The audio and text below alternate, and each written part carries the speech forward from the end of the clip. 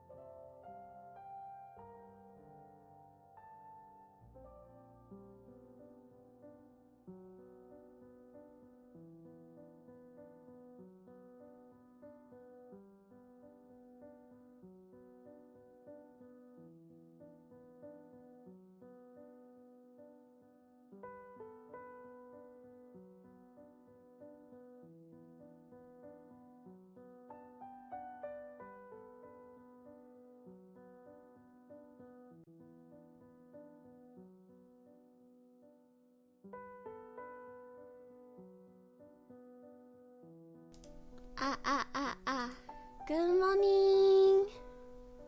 Good morning. Hi. Hello. Good morning. Good morning. If you are here and you are watching this, hi, hello, welcome. My name is Amo.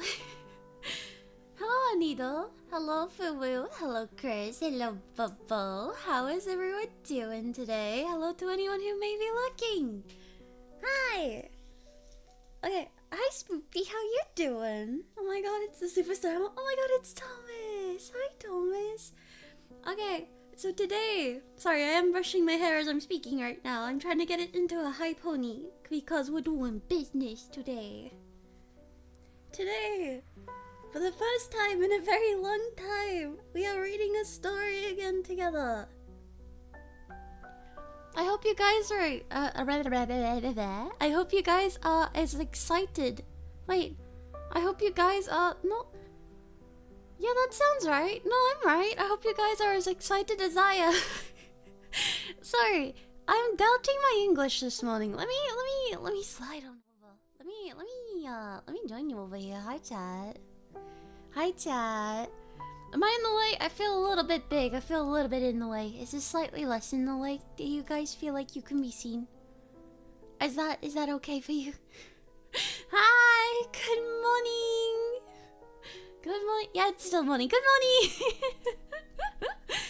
If you can't tell, I am slightly sleepy. So we're gonna see how far we can get today. I'm very sleepy. I'm so excited. Seriously, I've learned so much, but I love your storytelling streams. Thank you. I appreciate you, Chris. But anyway, without further ado, chat. Today, we're going to be reading Sherlock Holmes, but The Adventures of Sherlock Holmes by Arthur Conan Doyle. Yeah. Thank you for the headpats. I appreciate you. So, most importantly, chat though, how are you guys doing? I feel like I don't ask that much anymore. How are you guys doing? Clap. Thank you. Okay, let me bring up this document. I rested so well in the storm last night. Oh no. Did you really rest well? I hope you did. Also, please let me know how volumes are for you guys. I'm not too loud, not too quiet. Music's not too loud, music's not too quiet. How are we feeling about the volumes, guys? Are we okay? Volume's good on my side. Let's go!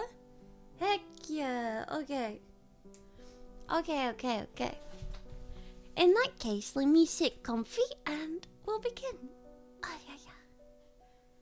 Volume is good. Thank you, Regenerative Sweetheart. I appreciate you. I did. Big fan of thunder and lightning, even though it can be spooky. Nice. Oh, good morning, B. Oh, good afternoon. Good night, B. The music's perfectly balanced with your voice. Let's go. Okay. When you're ready, chat, and if you're comfy, I will begin. Chapter 1. A Scandal in Bohemia. To Sherlock Holmes, she was always the woman. I have seldom heard him mention her under any other name. In his eyes, she eclipses and predominates the whole of her sex. It was not that he felt any emotion akin to love for Irene Adler. All emotions, and that one particularly, were abhorrent to his cold, precise but admirably balanced mind. He was, I take it, the most perfect reasoning and observing machine that the world has ever seen. But as a lover, he would have placed himself in a false position. He never spoke of the softer passions, save with gib and sneer. They were admirable things for the observer, excellent for drawings of the veil from men's excellent for drawing the veil from men's motives and actions, but for the trained reasoner to admit such intrusions into his own delicate and finely adjusted temperament was to introduce a distracting factor, which might throw a doubt upon his all his mental results. My goodness, I'm already sorry. I am having a time today. Grit in a sensitive instrument, or a crack in one of his own higher power lenses, would not be more disturbing than a strong emotion in a nature such as his. And yet there was but one woman to him, and that woman was the late Irene Adler, of dubious and questionable memory. I had seen little of Holmes lately. My marriage had drifted us away from each other. My own complete happiness and home-centered interests, which rise upon the man who first finds himself master of his own establishment, were sufficient to absorb all of my attention, whilst Holmes, who loathed every form of society with his whole bohemian soul, remained in our lodgings in Baker Street, buried among his old books, and alternating from week to week between cocaine and ambition. The drowsiness of drugs, and the fierce energy of his keen nature. He was still, as ever, deeply attracted by the study of crime, and occupied his immense faculties and extraordinary powers of observation in following out those clues. Hello, J Sizzle, welcome in. You're just in time, life insurance. Come get cozy, sweetheart. Good morning to you. Or good evening, I guess. Good morning. Okay, where were we? And clearing up those mysteries which had been abandoned and, as hopeless by the official police. From time to time, I heard some vague account of his doings, of his summons to Osida and in the case of the Trepoff murder, of his clearing up of the singular tragedy of the Atkinson brothers at Trincomalee? Okay. And finally of the missions which he had accomplished so delicately and successfully for the reigning family of the Holland. Beyond these signs of his activity, however, which I merely shared with all the readers of this daily press, I knew little of my former friend and companion. One night, it was on the 20th of March, 1888, I was returning from a journey to a patient, for I had now returned to civil practice, when my way led me through Baker Street. As I passed the well-remembered door, which must always be associated in my mind with my wooings and with the dark incidents of the study in the Scarlet, I was seized with a keen desire to see Holmes again, and to know how he was employing his extraordinary powers. His room was brilliantly lit, and even as I looked up, I saw his tall, spare figure pass twice in the dark silhouette of the blind. He was pacing the room swiftly, eagerly, with his head sunk upon his chest and his hands clasped behind him. To me, who knew his every mood and habit, his attitude and manners told their own story. He was at work again. He had risen out of his drug-created dreams and was hot upon the scene of a scent of new problems. I rang the doorbell, and was shown up to the chamber which had formerly been, in part, my own. His manner was not effusive. It seldom was, but he was glad, I think, to see me. With hardly a word spoken, but with a kindly eye, he waved me to an armchair, threw across his case of cigars, and indicated a spirit case and, oh my god, and a gasogene in the corner. Then he stood before the fire and looked me over in his singular retrospective fashion. "Wedlock suits you," he remarked. "I think, Watson, that you have put on 7.5 pounds since I saw you." "7?" I answered. "Indeed. I should have thought a little more, just a trifle more, I fancy, Watson. And in practice again, I observe. You did not tell me you intended to go into harness." "Then how did you know?" "I see it, I deduce it. How do I know that you have been getting yourself very wet lately, and that you have a most clumsy and careless servant girl?" "My dear Holmes," I said, "this is too much. You would certainly have been burned, and if you had lived a few centuries ago. It is true that I had a country walk on Thursday and came home in a dreadful mess, but as I have changed my clothes, I can't imagine how you deduce it. As to Mary Jane, she is incorrigible, and my wife has given her notice, but there, again, I fail to see how you work it out." He chuckled to himself and rubbed his long, nervous hands together. "It is simplicity itself," he said. "My eyes tell me that on the inside of your left shoe, just where the firelight strikes it, the leather is scored by 6 almost parallel cuts. Obviously, they have been caused by someone who has very carelessly scraped around the edges of the sole in order to remove crusted mud from it. Hence, you see my double deduction that you have been out in vile weather, and that you had particularly malignant boot-slitting specimen of the London slavey. As to your practice, if a gentleman walks into my room smelling of iodoform, with a black mark of nitrate of silver upon his right forefinger, and a bulge on the right side of his top hat to show where he has secreted his stethoscope, I must be dull indeed if I do not pronounce him to be an active member of the medical profession. I could not help laughing at ease in which he explained his process of deduction. "When I hear you give your reasons," I remarked, the thing always appears to me to be so ridiculously simple that I could easily do it myself, though at each successive instance of your reasoning I am baffled until you explain the process. And yet I believe that my eyes are as good as yours." "Quite so," he answered, lighting a cigarette and throwing himself down into an armchair. "You see, but you do not observe. The distinction is clear. For example, you have frequently seen the steps which lead you up from the hall to this room." "Frequently." "How often?" "Well, some hundreds of times." "Then how many are there?" How many? I don't know." "Quite so. You have not observed, and yet you have seen. That is just my point. Now I know that there are 17 steps, because I have both seen and observed. By the way, since you are interested in this little problems, and since you are good enough to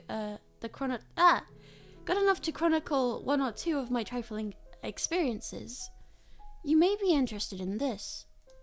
He threw over a sheet of thick, pink-tinted notepaper which had been lying upon the table. "It came by the last post," he said. "Read it out loud." "Hi, how you doing? Say how, welcome in. Bark." The note was undated and without either signature or address. "They will call upon you tonight at 7:45, it said. "A gentleman who desires to consult you upon a matter of the very deepest moment. Your recent service to one of the loyal houses of Europe have shown that you are one who may safely be trusted with matters which are of importance which can hardly be exaggerated. This account of you we have from all quarters received. Be in your chamber then at that hour, and do not admit if your visitor wear a mask." "This is indeed a mystery," I remarked. "What do you imagine it means?" "I have no data yet. It is a capital mistake to theorize before one has data. Insensibly one begins to twist facts to suit theories, instead of theories to suit facts. But the note itself, what do you deduce from it?" I carefully examined the writing, and the paper upon which it was written. "The man who wrote it was presumably well to do so," I remarked, endeavoring to imitate my companion's processes. Endeavoring to imitate my companion's processes. "Such paper could not be bought under half-crown a packet. It is particularly strong and stiff." "Peculiar. That is the very word." "Oh, my bad," said Holmes. "It is not an English paper at all. Hold it up to the light." I did so, and saw a large E with a small g, P, and a large G with a small t woven into the texture of the paper. "What do you make of that?" asked Holmes. "The name of the maker, no doubt. Or his monogram, rather?" "Not at all. The G with a small t stands for... oh my gosh, I'm gonna butcher this, give me a minute. Gesellschaft, which is German for company. It is a customary contraction like our co. P, of course, stands for papier. Now for the EG, let us glance at the Continental Gazette. He took down a heavy brown volume from his shelves. Iglonitz, here we are, Egria. It is in a German-speaking country in Bohemia. not far from Carlsbad. Oh my goodness. Remarkable as being the scene of the death of the Wallstein, and for its numerous glass factories and paper mills. My boy, what do you make of that? His eyes sparkled, and he sent up a great blue triumph cloud of his cigarette. The paper was made in Bohemia, I said. Precisely, and the man who wrote the note is a German. Do you note the peculiar construction of the sentence? This account of you we have from quarters received. A Frenchman or a Russian could not have written that. It is the German who is so uncautious to his verb. It only remains, therefore, to discover what is wanted by this German who writes upon Bohemian paper and prefers wearing a mask than to show his face. And here he comes, if I'm not mistaken, to resolve our doubts. As he spoke, there was a sharp sound of horses' hoofs and grating wheels against the curb, followed by a sharp pull of a bell. Holmes whistled. A pair, by the sound, said he. Yes, he continued, glancing out the window. A nice little Broadham and a pair of beauties, 150 guineas apiece. There's money in this case, Watson, if there is nothing else. I think I'd better go, Holmes. Not a bit, Doctor. Stay where you are. I am lost without my Boswell, and this promises to be interesting. It would be a pity to miss it. Oh, wait, where am I? But your client! Never mind him. I may want your help, and so may he. Here he comes. Sit down in that armchair, Doctor, and give us your best attention. A slow, heavy step, which had been heard upon the stairs and in the passage, paused immediately outside the door, and there was a loud and authoritative tap. "Come in," said Holmes. A man entered who could hardly have been less than 6 feet 6 inches in height, with the chest and limbs of Hercules. His dress was rich with a richness that would, in England, be looked upon as akin to bad taste. Heavy bands of astrakhan were slashed across his sleeves and the front of his double-breasted coat, whilst the deep blue cloak which was thrown over his shoulder was lined with flame-coloured silk, and secured at the neck with a brooch which consists of a single flaming beryl. Knock knock.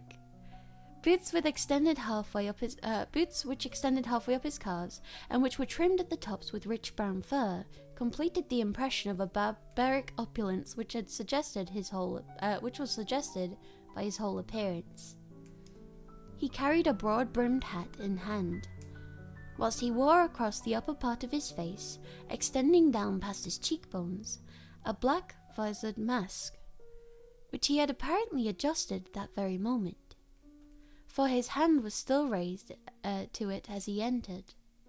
From the lower part of his face, he appeared to be a man of strong character, with thick, hanging lip, and a long, straight chin suggestive of resolution, pushed to the length of his obstinacy. "Hello there, sweetheart. Welcome in."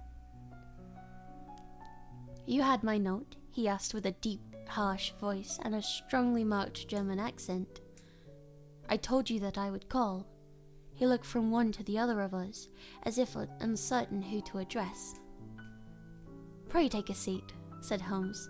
"This is my friend and colleague, Dr. Watson, who is occasionally good enough to help me in my cases. Whom have I got the honour to address?"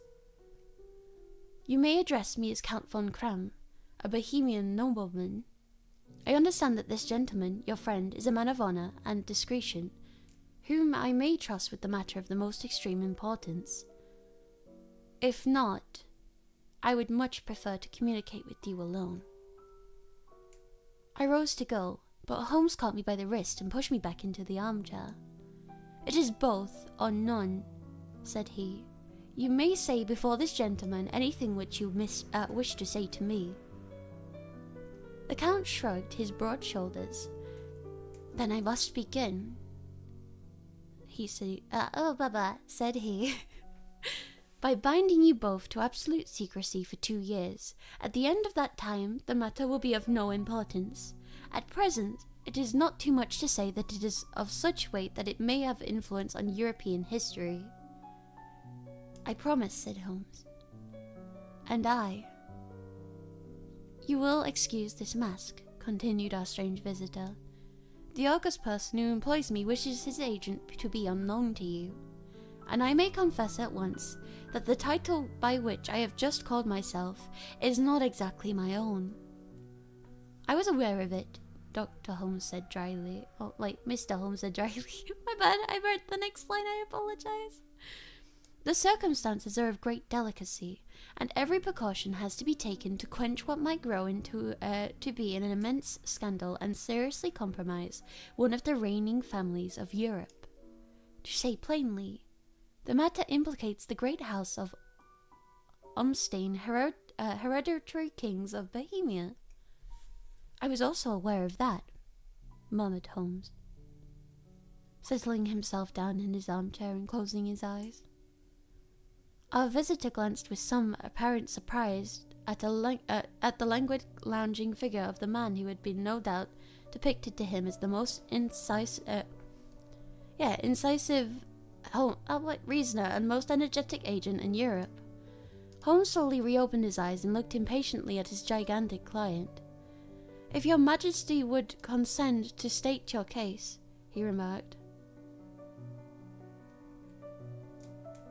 It's fine that I do that too, or reading the same thing, don't worry. No problem. I should be better able to advise you. The man sprang from his chair and paced up and down the room in uncontrollable agitation. Then, with a gesture of desperation, he tore the mask from his face and hurled it upon the ground. You are right, he cried. I am the king. Why should I attempt to conceal it? Why indeed, murmured Holmes. Your Majesty had not spoken before I was aware that I was addressing Wilhelm Gutstrich Sigmund von Umstein, the Grand Duke of Castle-Felstein, and hereditary king of Bohemia. But you can understand, said our strange visitor, sitting down once more and passing his hands over his high white forehead. You can understand that I am not accustomed to doing such business in my own person. Yet the matter was so delicate that I could not confide it to an agent without putting myself in his power. I have come incognito from Prague for the purpose to consult you. Then pray consult, said Holmes, shutting his eyes once more. The facts are briefly these. Some 5 years ago, during a lengthy visit to Warsaw, I made the acquaintance of a well-known adventuress, Irene Adler. The name is no doubt familiar to you. Kindly look upon her in my index, Doctor, murmured Holmes without opening his eyes. For many years he had adopted a system of docketing all paragraphs concerning men and things, so that it was difficult to name a subject or a person which he could not at once furnish information. In this case, I had found her biography sandwiched in between that of a Hebrew rabbi and that of a staff commander who had written a monograph upon his deep-sea fishes. Let me see, said Holmes. Born in New Jersey in the year 1858. Coltralto. La Scala. Prima donna Imperial Opera of Warsaw. Yes, retired from operatic stage. Living in London, quite so. Your Majesty, as I understand, became entangled with this young person, wrote her some compromising letters, and is now desirous of getting those letters back. Precisely so, but how? Was there a secret marriage? None. No legal papers or certificates? None. Then I fail to follow, Your Majesty. If this young person should have produced her letters for blackmailing or other purposes, how is she to prove their authenticity? There is the writing. Pooh-pooh, forgery. My private notepaper, stolen. My own seal, imitated. My photograph, bought. We were both in the photograph. Oh dear, that is very bad, Your Majesty has indeed committed an indiscretion. I was mad, insane. You have compromised yourself seriously. I was only crown prince then. I was young, but I'm 30 now. It must be recovered. We have tried, and we have failed. Your Majesty must pay. It must be bought. She will not sell. Stolen then. 5 attempts have been made. Twice burglars in my pay ransacked her house. Once we diverted her luggage when she travelled. Twice she has been waylaid. There has been no result. No sign of it. Absolutely none. Holmes laughed. It is quite a pretty little problem, he said. But a very serious one to me, returned the king reproachfully. Very indeed. And what does she propose to do with the photograph? To ruin me. But how? I am about to be married. So I have heard. To... Oh my god, what a name. To Clotilde? To Clotilde Luthman von Saxe-Meiningen, second daughter of the King of Scandinavia. You may know the strict principles of her family. She is herself the very soul of delicacy. A shadow of doubt as to my conduct would bring matters to an end. Ripped names indeed. And Irene Adler threatens to send them the photograph, and she will do it. I know that she will do it. You do not know her, but she has a soul of steel, and she has the face of the most beautiful of women, and the mind of the most resolute men. Rather than I should marry another woman, there are no lengths which she would go to. None. You are sure that she has not yet sent it? I'm sure. And why? Because she has said that she would send it on the day when the betrothal was publicly proclaimed. That will be next Monday. Oh, then we have 3 days yet, said Holmes with a yawn. That is very fortunate, as I have 1 or 2 matters of importance to look into just as present. Your Majesty will, of course, lay in London for the present? Certainly. You will find me at the Langham under the name of Count von Cram. Then I shall drop you a line to let you know how we progress. Pray do so. I shall be all anxiety. Then, as to money? You have carte blanche. Absolutely. I tell you that I would give you one of the provinces of my kingdom to have the photograph. And for present expenses? The king looked a heavy canvas leather bag from the under of his cloak and laid it on the table. There are £300 in gold and 700 in notes, he said. Holmes scribbled a receipt upon a sheet of his notebook and handed it to him. And Mademoiselle's address? He asked. Is Briony Lodge, Serpentine Avenue, St. John's Wood. Holmes took a note of it. One other question, he said. Was the photograph a cabinet? It was. Then good night, Your Majesty, and I trust that we shall soon have some good news for you.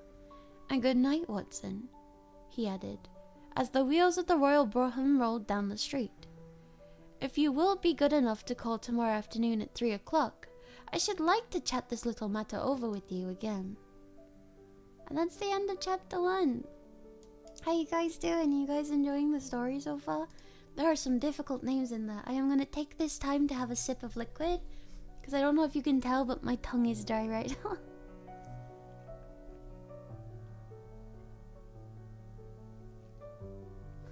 Oh, liquid is so good.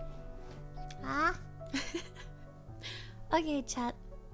When you guys are ready, I will proceed with chapter 2. It's nice. It's very nice. I love Sherlock Holmes. I've never read this particular book though.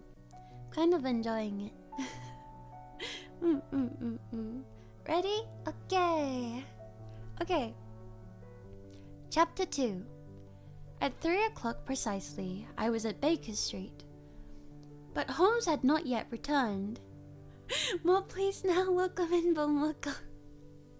The landlady informed me that he had left the house shortly after 8 o'clock in the morning. I sat down beside the fire, however, with the intention of awaiting him, however long he might be. I was already deeply interested in his inquiry, for, though it was surrounded by none of the grim and the strange features which were associated with the 2 crimes which I had already recorded, still, the nature of this case and the exalted station of his client gave it a character of its own. Indeed, apart from the nature of the investigation which my friend had on hand, there was something in his masterly grasp of the situation, and his keen, incisive reasoning, which made it a pleasure to me to study his system of work, and to follow the quick, subtle methods of which he disentangled the most give me a moment, inextricable mysteries. So accustomed was I to his inveritable success that the very possibility of his failing had ceased to enter into my mind. It was close upon 4 before the door opened, and a drunken-looking groom, ill-kept, and his side whiskers, with a flamed face and disreputable clothes, walked into the room. Accustomed as I was to my friend's amazing powers in the use of disguises, I had to look 3 times before I was certain it was indeed him.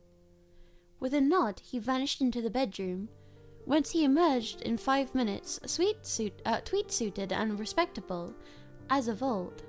Putting his hands into his pocket, he stretched out his legs in front of the fire and laughed heartily for some minutes. "Well, really," he cried, and then he choked up laughing again until he was obliged to lie back, limp and helpless, in his chair. "I made a mistake!" What story is this? This story is Sherlock Holmes, The Adventures of Sherlock Holmes by Arthur Conan Doyle. Yeah. Welcome in, sweetheart. We're in chapter 2. What is it? It's quite too funny. I assure you could never guess how I employed my morning, or what I ended by doing. I can't imagine. I suppose that you have been watching the habits and perhaps the house of Mrs. Irene Adler. Quite so, but the sequel was rather unusual. I will tell you, however, I left the house a little after 8 o'clock this morning, in the character of a groom out of work. There was a wonderful sympathy and Freeman story among horsemen, but one of them, and you will know all that there is to know. Oh, be one of them, and you will know all that there is to know. Hi, sweetheart, welcome in. I soon found Briony Lodge. It is a bijou villa with a garden at the back, but built out in front, right up to the road, 2 stories. Job lock on the door, large sitting room on the right side, well furnished, with a long window that's almost to the floor, and those preposterous English window fasteners which a child could open. Oh my god. Good job at reading. It takes you 20 minutes to finish the book. I'm trying. I'm struggling. Behind there was nothing remarkable, save that the passage window could be reached from the top of the coach house. I walked around it and examined closely from every point of view, but without noting anything else of interest. I then lounged down the street and found, as I expected, that there was mews in a lane which runs down by one wall of the garden. I lent the ostlers a hand in rubbing down their horses, and received in exchange 2d.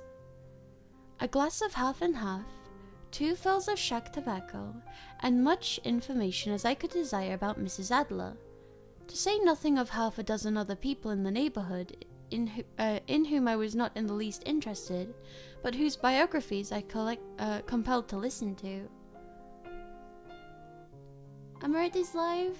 Hello, how you doing, sweetheart? Welcome in. I'm gonna let you read the book. I can read in my head fine. It's when I read out loud that I make mistakes, but we're learning. We're learning. And what of Irene Adler? I asked. Oh, she has turned all the men's heads down that part. She is the daintiest thing under a bonnet in this planet, so say the Serpentine Muse to a man. She lives quietly, sings at concerts, drives out at 5 every day, and returns at 7 sharp for dinner. Seldom goes out at any other times, except when she sings. Has only 1 male visitor, but a good deal of... Oh my gosh, I've lost it. A good deal of him. He is dark, handsome, and dashing, never calls less than once a day, and often twice. He is a Mr. Godfrey Norton of the Inner Temple. See the advantages of a cabman as a confidant. They had driven him home a dozen times from Subbertine Mews, and knew all about him. When I had listened to all they had to tell, I began to walk up and down near Briony Lodge once more, and to think over my plan of campaign. This Godfrey Norton was evidently an important factor in the matter. He was a lawyer. That sounded ominous. What was the relation between them, and what was the object of his repeated visits? Was she a client, his friend, or his mistress? If the former, she had probably transferred the photograph to his keeping. If the latter, it was less likely. On the issue of this question depended on whether I should continue my work at Briony Lodge, or turn my attention to the gentlemen's chambers in the temple. It was a delicate point, and it widened the field of my inquiry. I fear that I bore you with these details, but I have to let you see my little difficulties, if you are to understand the situation. I am following you closely, I answered. I was still balancing the matter in my mind when a handsome cab drove up to Briony Lodge, and a gentleman sprang out. He was a remarkably handsome man, dark, aquiline, and mustached, evidently the man of whom I've heard. He appeared to be in great hurry, shouted to the cabman to wait, and brushed past the maid who had opened the door with the air of a man who was thoroughly home. He was in the house for about half an hour, and I could catch glimpses of him in the windows of the sitting room, pacing up and down, talking excitedly, and waving his arms. Of her, I could see nothing. Presently, he emerged, looking even more flurried than before. As he stepped up to the cab, he pulled a gold watch from his pocket and looked at it earnestly. "Drive like the devil," he shouted. "First to Gross and Hankey's at Regent Street, and then to Church of St. Monica at the Edgware Road. Half a guinea if you do it in 20 minutes. Away they went, and I was just wondering whether I should not do well to follow them when up the lane came a neat little landau, a coachman with his coat only half buttoned, and his tie under his ear, whilst all the tags of his harness were sticking out of the buckles. It hadn't even pulled up before she shot out of the hall door and into it. I only caught a glimpse of her at that moment, but she was a lovely woman, with a face that a man might die for. I have one question, Sherlock Holmes' first book. I do believe this isn't quite the first book. I'm not quite sure which book this is. Originally I did believe this was the first book, but judging by what chapter 1 has implied, this may be the third book, because apparently they've done 2 other books before this. Did you know in Egypt we have Whippet Rimpet? Directly translates to the opener of the year, unlike the New Year's holiday we know, which happens on January 1st every year. It's different from year to year. It knew the rules and so did I. Oh no! I fell for...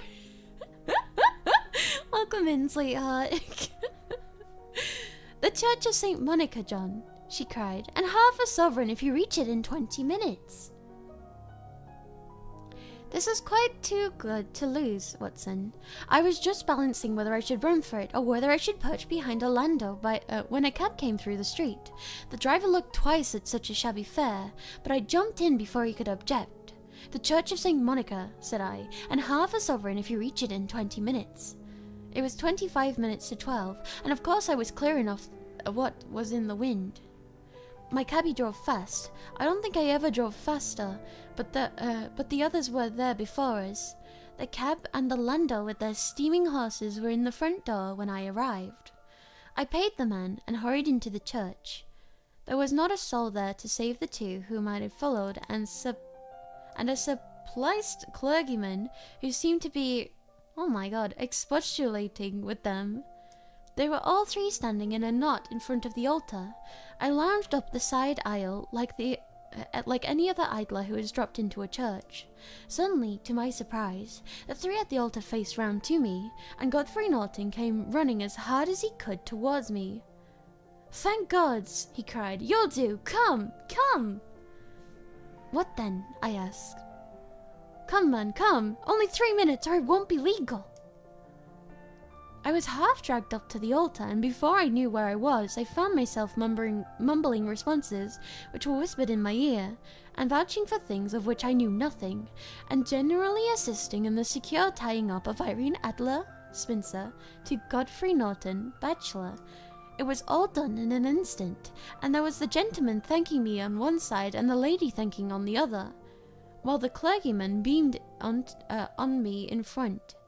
It was the most preposterous position in which I've ever found myself in my life. And it was the thought of that started me laughing just now.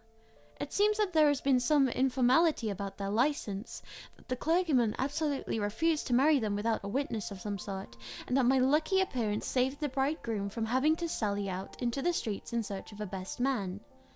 The bride gave me a sovereign, and I mean to wear it on my watch chain in memory of the occasion. That is a very unexpected turn of affairs, said I. And what then?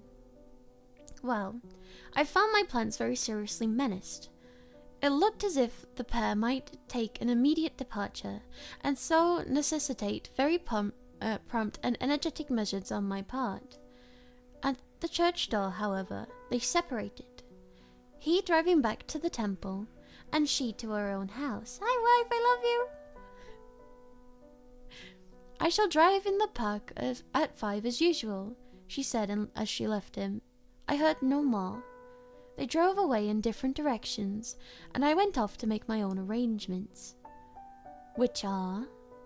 Some cold beef and a glass of beer, he answered, ringing the bell. I have been too busy to think of food, and I am likely to be busier still this evening. By the way, Doctor, I shall want your cooperation.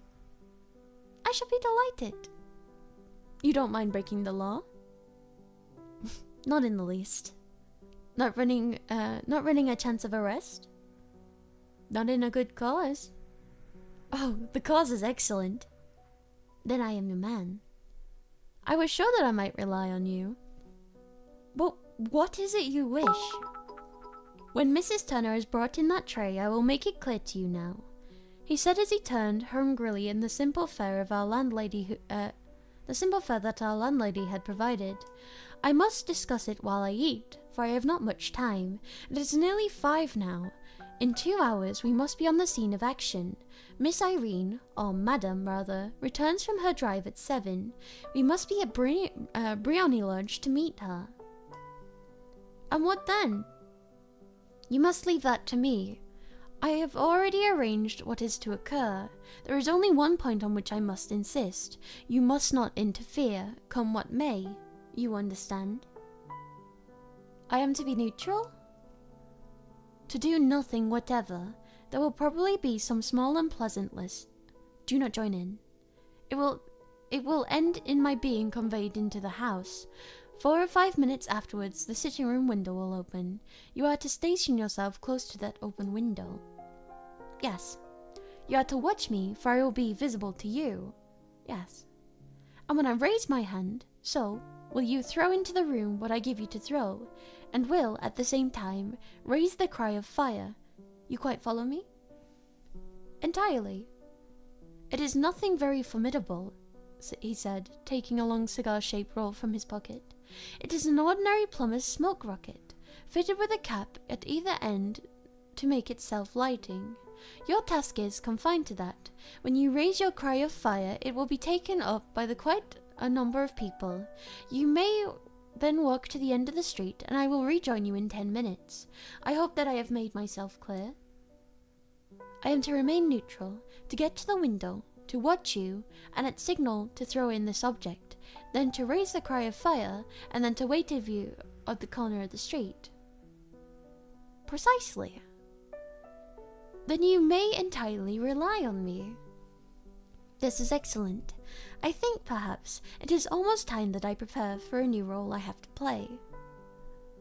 He scrolled so far. He disappeared into his bedroom and returned in a few minutes in the chamber of an amiable and simple-minded nonconformist clergyman. His broad black hat, his baggy trousers, his white tie, his sympathetic smile, and a general look of peering and benevolent curiosity were such as John Hare alone could have equalled. It was not merely that Holmes changed his costume. His expression, his manner, his very soul seemed to vary with every fresh part that he assumed. The stage lost a fine actor, and even a science lost an acute reasoner, when he became a specialist in crime. Which character says no shit, Sherlock? That's a great question. Hello, Titi, welcome in.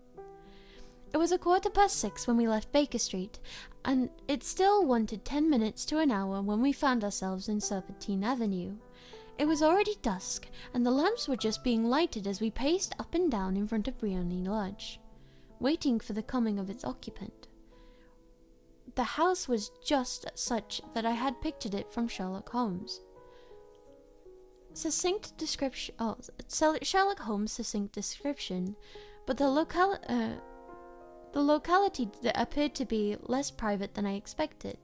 On the contrary, for a small street in a quiet neighborhood, it was remarkably animated. There was a group of shabbily dressed men smoking and laughing in a corner, a scissors grinder with his wheel, 2 guardsmen who were flirting with a nurse girl, and several well-dressed young men who were lounging up and down with cigars in their mouths. "You see," remarked Holmes, as we paced to and fro in front of the house, "this marriage rather simplifies matters. The photograph becomes a double-edged weapon now. The chances are that she would be as averse to its being seen by Mr. Godfrey Norton as our client is to its coming of the eyes of the princess. Now the question is, where are we to find this photograph?" Where indeed? It is most unlikely that she carries it about with her. It is cabinet size, too large for easy concealment. About a woman's dress, she knows that the king is capable of having her waylaid and searched. 2 attempts of the sort have already been made. We may take it, then, that she does not carry it about with her. Where, then? Her banker or her lawyer? This is a double possibility, but I am inclined to think neither. Women are naturally secretive, and they like to do their own secreting. Why should she hand it over to anyone else? She could trust her own guardianship, but she could not tell what indirect or sorry, I got a hiccup. The VODs will be saved on YouTube, don't worry. Oh my god, she could hand it over to anyone else. She could trust her own guardianship, but she could not tell what indirect or political influence might be brought to bear upon a businessman. Besides, remember that she has had resolve to use it within a few days. It must be where she can lay her hands upon it. It must be in her own house. Secreting is a word? It is. Link. But it has twice been burgled. Pshaw! They don't even know how to look. But how will you look? I will not look. What then? I will get her to show me. But she will refuse. She will not be able to. But I hear the rumble of wheels. It is her carriage. Now carry out my orders to the letter. As he spoke, the gleam of the side lights of the carriage came round the curve of the avenue. It was a smart little landau, which rattled up the door of the Briony Lodge. As it pulled up, one of the loafing men at the corner dashed forward to open the door in the hopes of earning a copper, but was elbowed away by another loafer, who had rushed up in the same intention. A fierce quarrel broke out, which was increased by the 2 guardsmen, who took sides with one of the loungers, and by the scissors grinder, who was equally hot upon the other side. A blow was struck, and in an instant the lady who had stepped from her carriage was the centre of a little knot of flushed and struggling men, who struck savagely at each other with their fists and sticks. Holmes dashed into a crowd to protect the lady, but just as he reached her, he gave a cry and dropped to the ground, with the blood running freely down his face. At his fall, the guardsmen took their heels in one direction, and the loungers in the other, whilst a number of better-dressed people, who had watched the scuffle without taking part in it, crowded in to help the lady and to attend the injured man. Irene Adler. As I will still catch her, had hurried up the steps, but she stood at the top with her superb figure outlined against the lights of the hall, looking back into the street. "Is the poor gentleman hurt?" she asked. "He is dead!" cried several voices. No, there's life in him," shouts another. "But he'll be gone before you can get him to the hospital." "He's a brave fellow," said a woman. They would have had the lady's purse and watch if it hadn't been for him. They were a gang, and a rough one too. He is breathing now." "He can't lie in the street. May we bring him in, ma'am?" "Surely. Bring him into the sitting room, where there's a comfortable sofa. This way, please." Slowly and solemnly, he was borne into Briony Lodge and laid out in the principal room, whilst I still observed the proceedings from my post in the window. The lamp had been lit, but the blinds had not been drawn, so that I could see Holmes as he lay upon the couch. I do not know whether he was seized with compunction at that moment for the part he was playing, but I know that I've never felt more heartily ashamed of myself in my life than when I saw the beautiful creature against whom I was conspiring, or the grace and the kindliness which she was waiting upon an injured man. And yet it would be the blackest treachery to Holmes to draw back now from the part which he had entrusted in me. I hardened my heart, and I took the smoke rocket from under my ulster. After all, I thought, we are not injuring her. We are but preventing her from injuring another. Holmes had sat up upon the couch, and I saw him motion like a man who was in need of air. A maid rushed across and threw open a window. At the same instant, I saw him raise his hand at the and at the signal, I tossed my rocket into the room with a cry, "Fire!" The word was no sooner out of my mouth than the whole crowd of spectators, well-dressed and ill, gentlemen, ulsters, and servant maids, joined in a general shriek of "Fire!" Thick clouds of smoke curled around the room and out of the open window. I caught a glimpse of rushing figures, and a moment later the voice of Holmes within assuring them that it was a false alarm. Slipping through the shouting crowd, I made my way to the corner of the street, and in 10 minutes was rejoiced to find that my friend's arm in mine, and to get away from the scene of uproar. He walked swiftly in a silence for some few minutes until we had turned down one of the quiet streets which led towards Edgware Road. "You did it very nicely, Doctor," he remarked. "Nothing could ever have been better. It is all right." "You have the photograph?" "I know where it is." "And how did you find out?" She showed me. I told her she would." "I am still in the dark." "I do not wish to make it a mystery," said he, laughing. "The matter was perfectly simple. You, of course, so that everyone in the street was an accomplice. They were all enraged for the evening. I guessed as much. Then, when the row broke out, I had a little moist red paint in the palm of my hand. I rushed forward, fell down, and clapped my hands to my face, and became a piteous spectacle. It is an old trick. That also I could fathom. Then they carried me in. She was bound to have me in. What else could she do? And into her sitting room, which was the very room which I suspected. It lay between that and her bedroom, and I was determined to see which. They laid me on the couch, and I motioned for air. They were compelled to open the window, and you had your chance." "And how did that help you?" "Well, it was important. When a woman thinks that her house is on fire, her instinct is to at once rush to the thing which she values the most. It is a perfectly overpowering impulse, and I have more than once taken advantage of it. In the case of Darlington's substitution scandal, it was of use to me, and also in the Arnsworth Castle business. A married woman grabs at her baby, an unmarried woman reaches for her jewel box. Now it was clear to me that Our Lady today had nothing in the house precious to her than what we are in quest of. She would wish to secure it, and the alarm of the fire was admirably done. The smoke and the shouting were enough to shake the nerves of steel. She responded beautifully. The photograph is in the recess behind the sliding panel just above the right bell." She was there in an instant, and I caught the glimpse of it as she drew it out. When I cried out that it was a false alarm, she replaced it, glancing at the rocket, rushed from the room, and I have not seen her since. I rose, and making my excuses, escaped from the house. I hesitated whether to attempt to secure the photograph at once, but the coachman had come in, and as he was watching me narrowly, it seemed safer to wait. A little over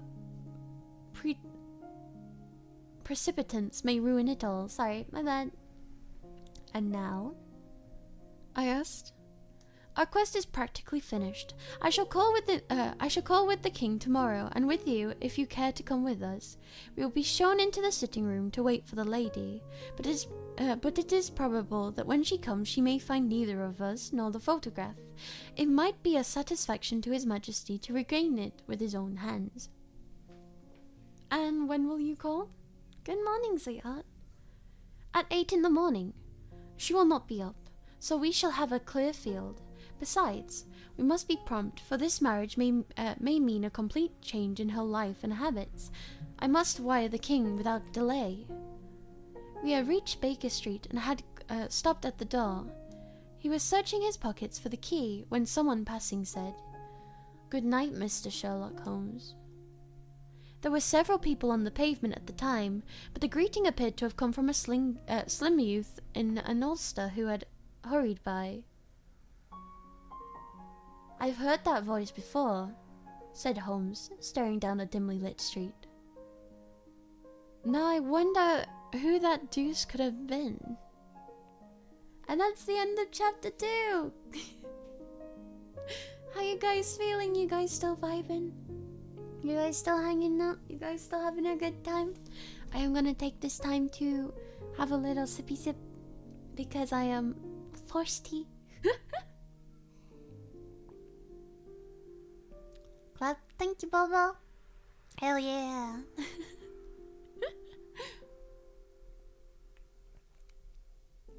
Pop.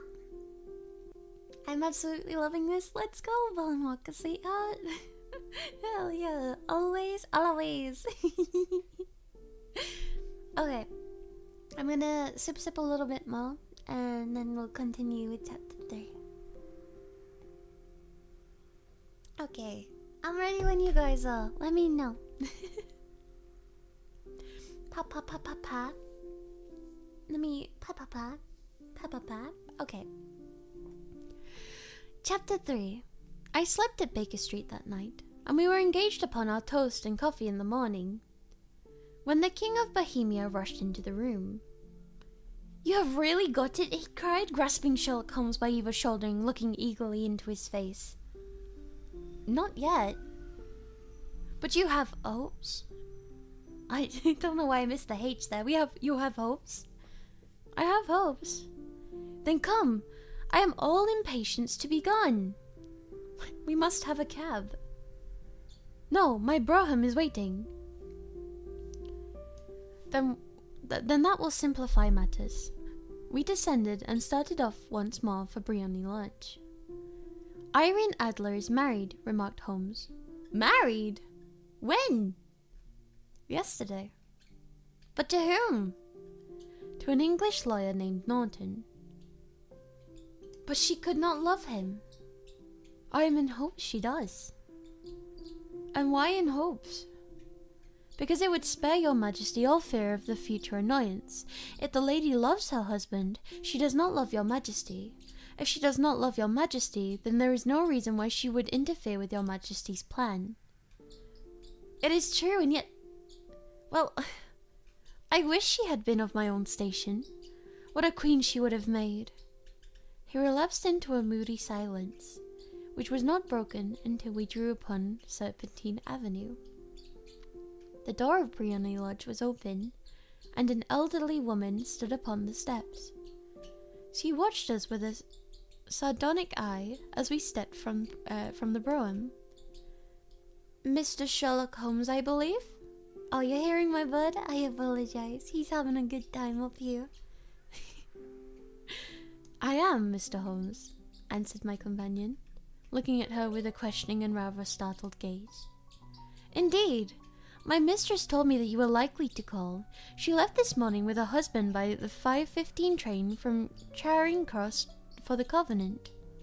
"What?" Sherlock Holmes staggered back, white with chagrin and surprise. "Do you mean that she has left England?" "Never to return."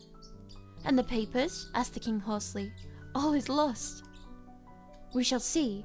He pushed past the servant and rushed into the drawing room, followed by the king and myself. The furniture was scattered about in every direction, with the dismantled shelves and open drawers, as if the lady had hurriedly ransacked them before her flight. Holmes rushed at the bell pull, tore back a small sliding shutter, and plunging in his hand, pulled out a photograph and a letter.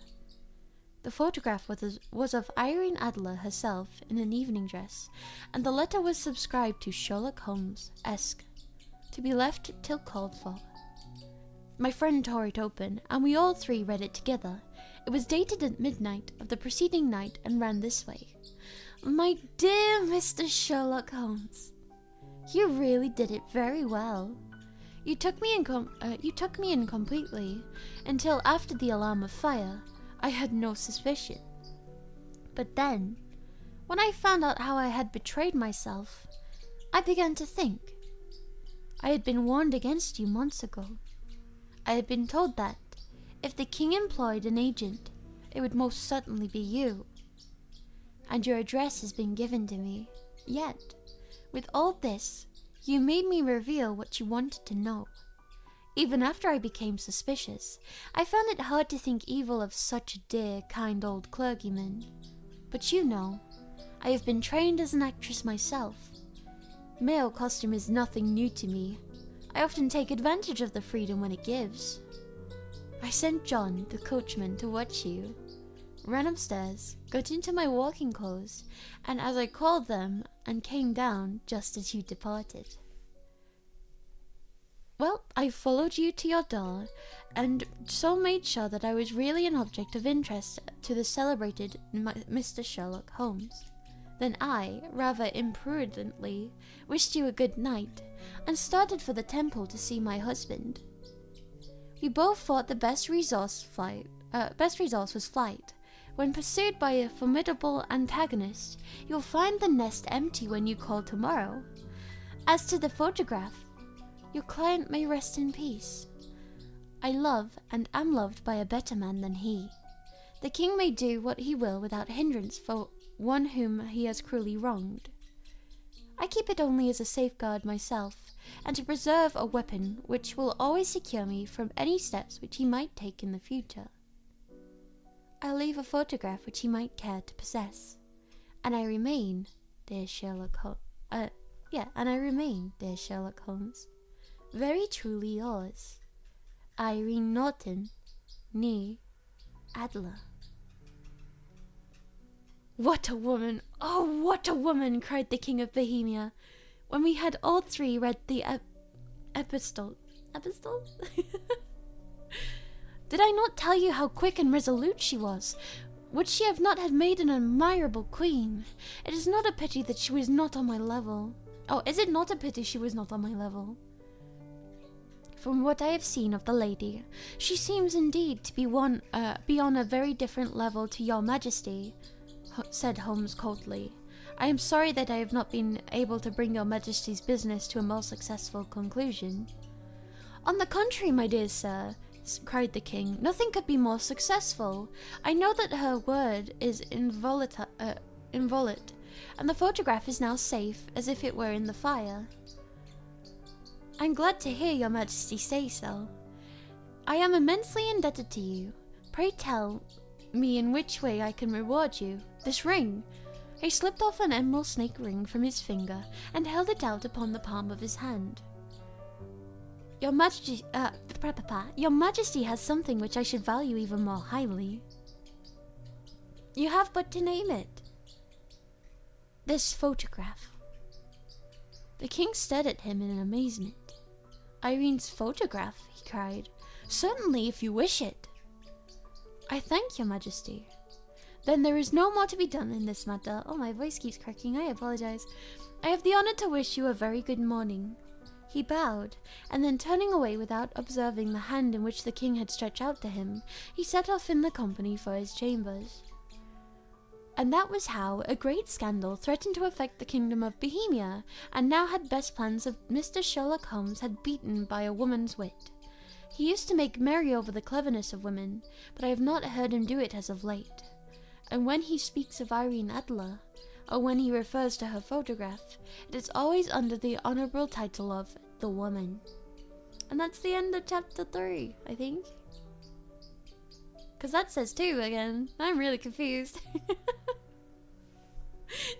That was definitely 3.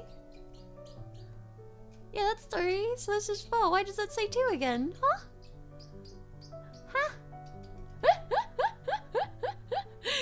How you guys doing? I'm gonna have a little sip. Also, yes, if you are hearing tweeting behind us, I do have a baby bird called Nova. He is a parrotlet, and he is very comfy behind the microphone. So what you're hearing is his happy little talks as he chills on the microphone. I can't move him, he's a comfy bean. There's no disturbing that. He wants going to bed, but have a lovely rest of the stream. Thank you, Thomas. Thank you for coming. I hope you sleep well and have sweet dreams. Bye-bye, Thomas. Okay. Nova Quack. When you guys are ready, and without further ado, I will continue reading chapter 4. First, let me adjust in my chair because I am falling off it. There we go. Okay. Chapter 4. The Red-Headed League. I had called upon my friend, Mr. Sherlock Holmes, one day in the autumn of last year, and found him deep in conversation with a very stout, florid-faced, elderly gentleman with a fiery red hair. Oh, wait, hang on.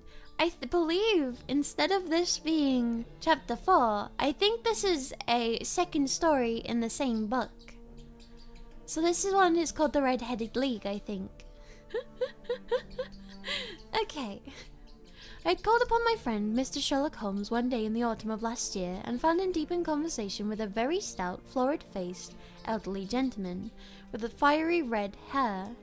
With an apology for my intrusion, I was about to withdraw when when Holmes pulled me in abruptly into the room and closed the door behind me. "You could not possibly have come at a better time, my dear Watson," he said cordially. "I was afraid that you were engaged." "So am I, very much so." "Then I can wait in the next room." "Not at all. This gentleman, Mr. Wilson, has been my partner and helper in many of my most successful cases, and I have no doubt that he will be of the utmost use to me and yours also." The stout gentleman half rose from his chair and gave a bob of greeting. With a quick little questioning glance from his small, fat, encircled eyes. Try this city," said Holmes, relapsing into his armchair and putting his fingers together, as was his custom when in judicial moods. "I know, my dear Watson, that you have shared my love for all that is bizarre and the outside of conventions and the humdrums of routine everyday life. You have shown your relish for it by the enthusiasm which has brought you to chronicle, and, if you will excuse my saying so, somewhat to embellish so many of my own little adventures. Your cases have indeed been of greatest interest to me," I observed.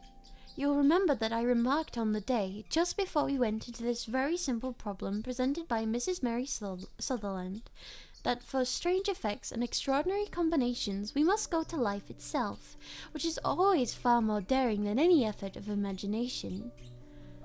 A proposition which I took the liberty of doubting. You did, Doctor, but nonetheless you must come around to my view, for otherwise I shall keep on piling fact upon fact until your reason breaks down under them and acknowledges me to be right. Now, Mr. Jabez Wilson here is good enough to call upon me this morning, and to begin a narrative which promises to be one of the most singular which I have listened to for some time. You have heard me remark the strangest and most unique things are very often connected not only with the larger, but the smaller crimes, and occasionally, indeed, there are in this room doubt for whether any positive crime has been committed.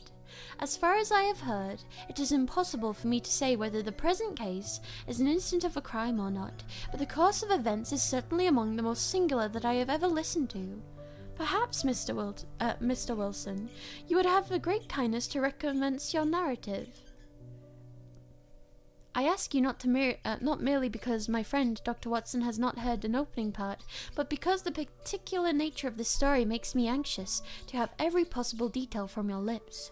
As a rule, when I have heard some slight indication of the course of events, I am able to guide myself by the thousands of similar cases which occur in my memory, and in the present instance I am forced to admit that the facts are, to the best of my belief, unique. The portly client puffed out his chest, and with an appearance of some little pride, and pulled out a dirty, wrinkled newspaper from inside of his greatcoat. And as he glanced down the advertisement columns, and in his head thrust forward the paper flattened upon his knee, I took a good look at the man, and endeavoured, after the fashion of my companion, to read the indications which might be presented by his dress or appearance. I did not gain very much, however, by inspection. Our visitor bore every mark of being an average commonplace British tradesman, obese, pompous, and slow. He wore rather baggy grey shepherd check trousers, and not over-clean black frock coat, unbuttoned in the front, and a drab waistcoat with a heavy brassy Albert chain, and a square piece of metal dangling from its ornament. A frayed top hat and a faded brown overcoat with a wrinkled velvet collar lay upon that chair beside him. Altogether, look as if I would. There was nothing remarkable about the man's service blazing red hair, and the expression of extreme chagrin and discontent upon his features. Sherlock Holmes' quick eye took in my occupation, and he shook his head with a smile as he noticed my questioning glances. Beyond the obvious facts that he has sometime done manual labour, and that he takes snuff, and that he is a Freemason, and that he has been in China, and that he has done a considerable amount of writing lately, I can deduce nothing else. Mr. Jabez Wilson started up in his chair, and with his forefinger upon the paper, put his eyes upon my companion. "How in the name of good fortune did you know all that, Mr. Holmes?" he asked. "How did you know, for example, that I did manual labour? It is a true gospel, for I began as a ship carpenter." "Your hands, my dear sir. Your right hand is quite a sarge larger than your left. You have worked with it, and the muscles are more developed. Well, the snuff, then, and the Freemasonry. I won't insult your intelligence by telling you how I read that, especially as, rather against the strict rules of your order, you use an arc and compass breastpin. Ah, of course, I forgot about that. But the writing? What else can be indicated by the right cuff so very shiny for 5 inches, and the left one with smooth patch near the elbow, where you rest upon your desk? Well, but China. The fish that you have tattooed immediately above your right wrist could only have been done in China. I have made a small study of tattoo marks that have been contributed to the literature of the subject. The trick of staining the fish's scales with delicate pink is quite peculiar to China. When in addition, to see a Chinese coin hanging from your watch chain, the matter becomes even more simpler. Mr. Jabez Wilson laughed heavily. "Well, I never," he said. "I thought at first you had done something clever, but I see that there was nothing in it after all." "I begin to think, Watson," said Holmes, "that I make a mistake in explaining. Omne ingotum pro magnifico. You know, my poor little reputation, such as it is, will suffer shipwreck if I am so candid. Can you not find the advertisement, Mr. Wilson?" "Yes, I've got it now," he answered with his thick red fingers planted halfway down the column. "Here it is. This is what began it all. You just read it for yourself, sir." I took the paper from him, and I read it as follows. "To the Red-Headed League, on account of the bequest of the late Ezekiah Hopkins of Lebanon, Pennsylvania, USA, there is now another vacancy open which entitles a member of the League to a salary of £4 a week for a purely nominal service. All red-headed men who are sought in body and mind above the age of 21 years old are eligible. Apply in person on Monday at 11 o'clock. The Duncan Ross at the office of League, 7 Pope's Court, Fleet Street. What on earth does that mean? I ejaculated after I had twice read over the extraordinary announcement. Holmes chuckled and wrinkled in his chair, as was his habit in high spirits. "It is of little of beaten track, isn't it?" said he. "And now, Mr. Wilson, off you go to scratch and tell us about yourself, your household, and the effect which this advertisement had upon your fortunes. You'll first make note, Doctor, of the paper and the date." "It is the Morning Chronicle of April 27th, 1890, just 2 months ago." "Very good. Now, Mr. Wilson." "Well, it is just as I have been telling you, Mr. Sherlock Holmes," said Jabez Wilson, mopping around his forehead. I have a small pawnbroker's business at Coburg Square near the city. It's not a very large affair. As of late, it has not done more than just give me a living. I used to be able to keep 2 assistants, but now I only keep 1, and I could have a job to pay him, but he is willing to come for half wages, as to so learn the business." "What is the name of this obliging youth?" asked Sherlock Holmes. "His name is Vincent Spaulding, and he is not such a youth either. It's hard to say his age. I should not wish a smarter assistant, Mr. Holmes, and I know very well he could never better himself to earn twice as I am able to give him. But after all, he is quite satisfied. And why should I put ideas in his head?" "Why indeed? You seem most fortunate in having an employee who comes under the full market price.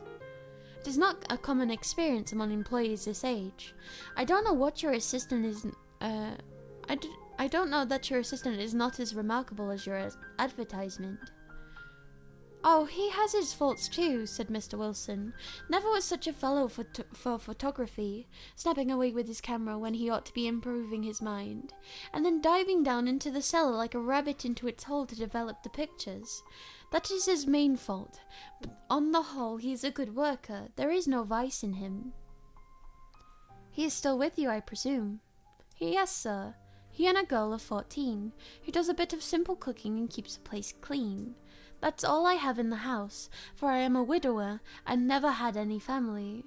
We live quietly, sir, the 3 of us, and we keep a roof over our heads and pay our debts if we do nothing more." The first thing that put us out was the advertisement.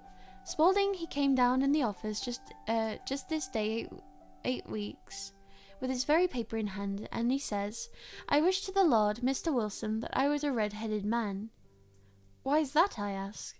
"Why," says he, "here's another vacancy of the League of Red-Headed Men. It's worth quite a little fortune to any man who gets it, and I understand that there are more vacancies there than there are men, so that the trustees and their wits end what to do with the money. If my hair would only change colour, here's a nice little crib all ready for me to step into." "Why, what is it then?" I asked. "You see, Mr. Holmes, I am a very stay-at-home man, and as my business came to me instead of having me go to it, I was often weeks on end without putting my foot over a doormat. In that way, I didn't know much of what was going on outside, and I was always glad of a bit of news." "Have you never heard of the League of Red-Headed Men?" he asked with his eyes open. "Never." "Why, I wonder at that, for you are eligible of yourself of one of the vacancies." "And what are they worth?" I asked.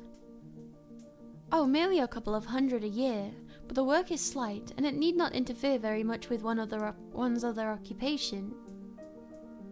Well, you can easily think that that made me prick up my ears, for the business has not been over good for some years, and an extra couple of $100 would have been very handy.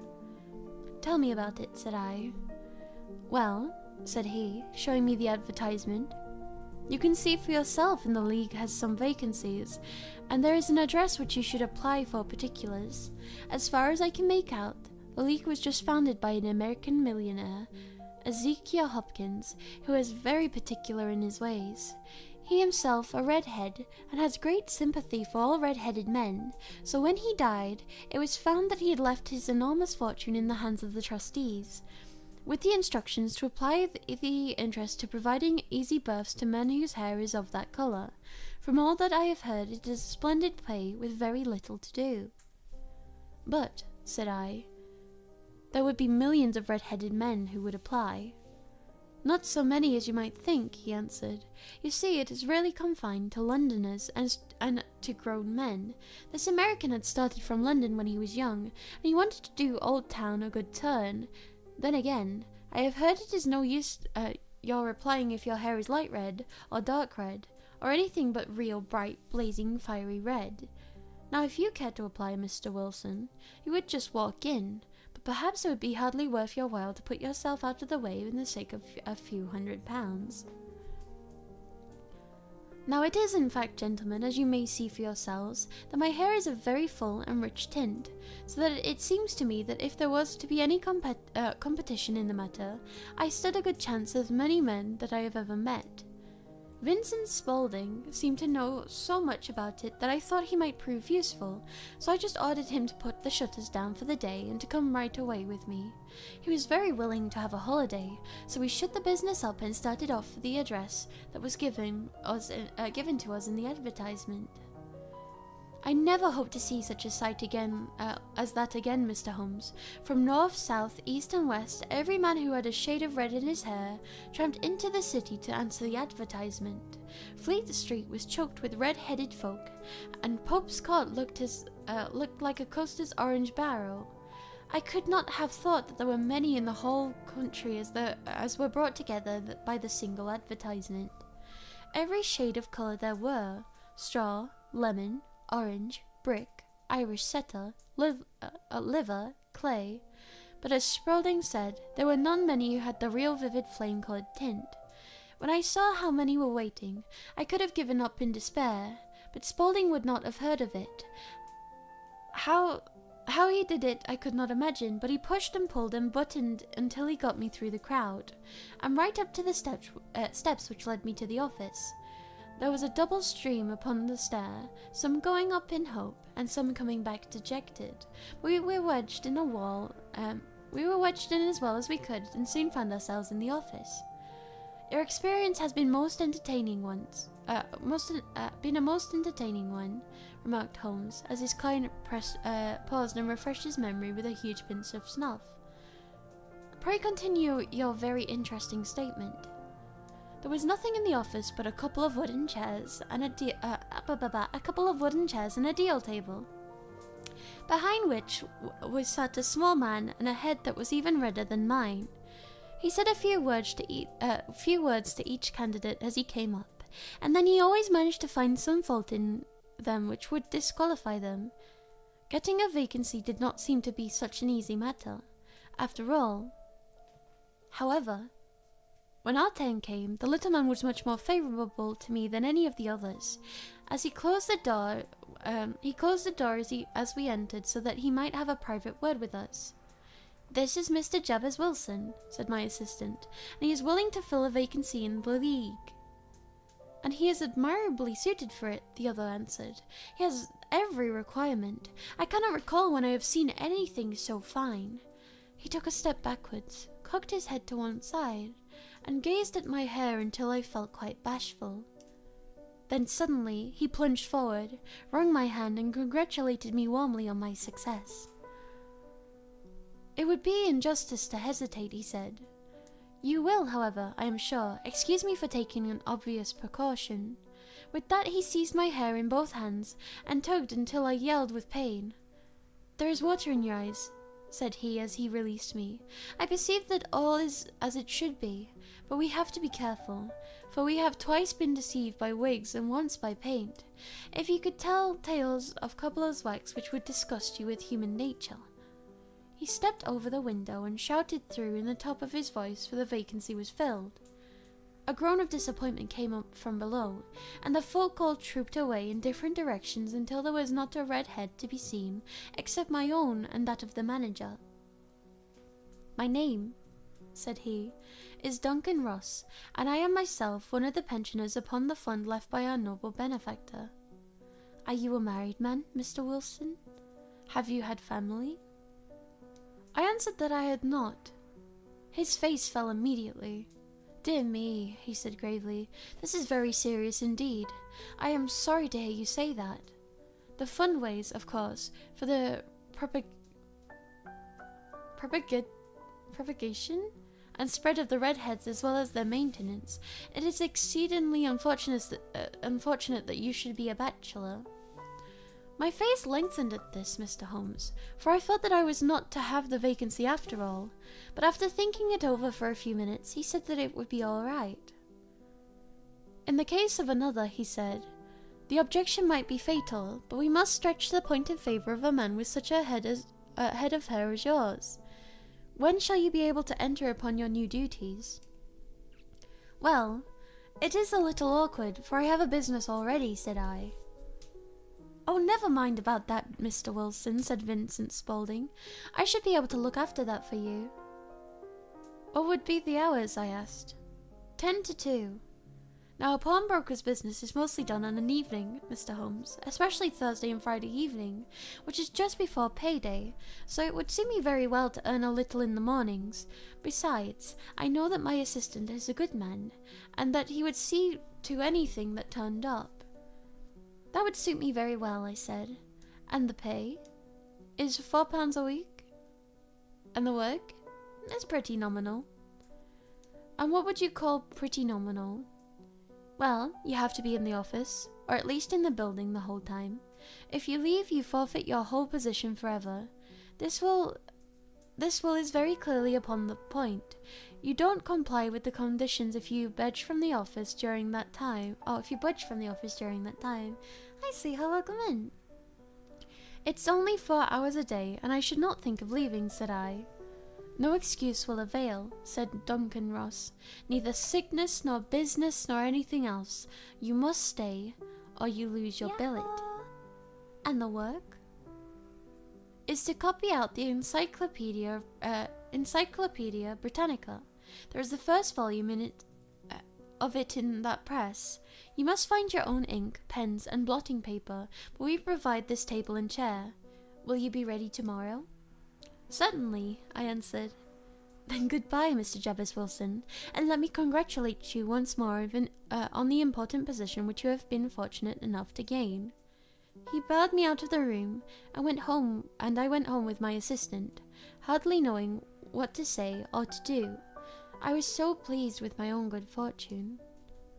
Well, I thought over the matter all day, and by evening I was in low spirits again, for I quite persuaded myself that the whole affair must be some great hoax or fraud, though what its object might be I could not imagine.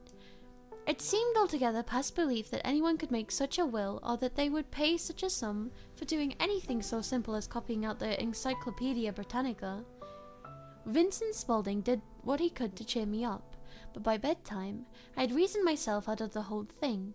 However, in the morning I determined to have a look at it anyhow, so I bought a penny bottle of ink, and with a quill pen and several sheets of foolscap paper, I started off for Pope Courts. Well, to my surprise and delight, everything as right as possible. The table was set out ready for me, and Mr. Duncan Ross was there to see I got fairly to work. He started me off upon the letter A, and then he left me, but he would drop in from time to time to see all was right with me, and at 2 o'clock he bade me a good day, complimented me upon the amount I had written, and locked the door of the office after me. This went on day after day, Mr. Holmes, and on Saturday the manager came in and planked down 4 golden sovereigns for my week's work. It was the same next week, and the same the week after. Every morning I was there at 10, and every afternoon I left at 2. By degrees Mr. Duncan Ross took into coming there only once of a morning. Then, after a time, he did not come in at all.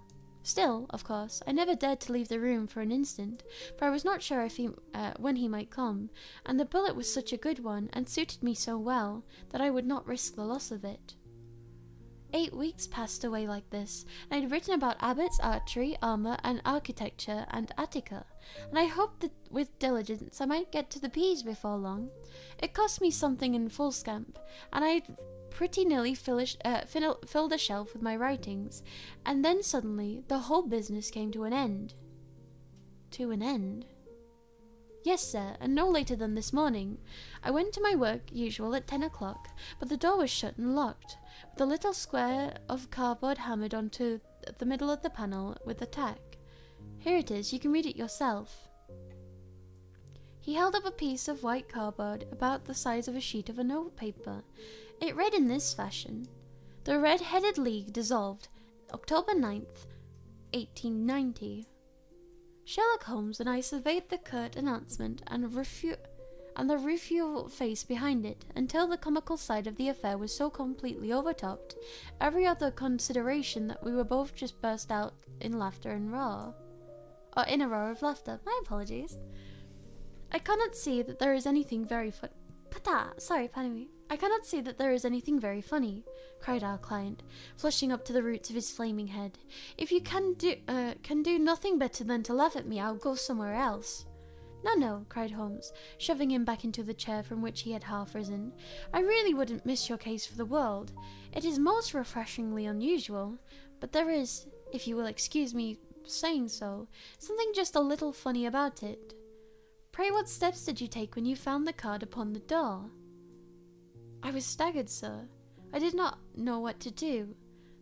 And then when I called at the office round, but none of them seemed to know anything about it. Finally, I went to the landlord, who was an accountant living on the ground floor, and asked him if he could tell me what had become of the Red-Headed League. He said that he never heard of such a body.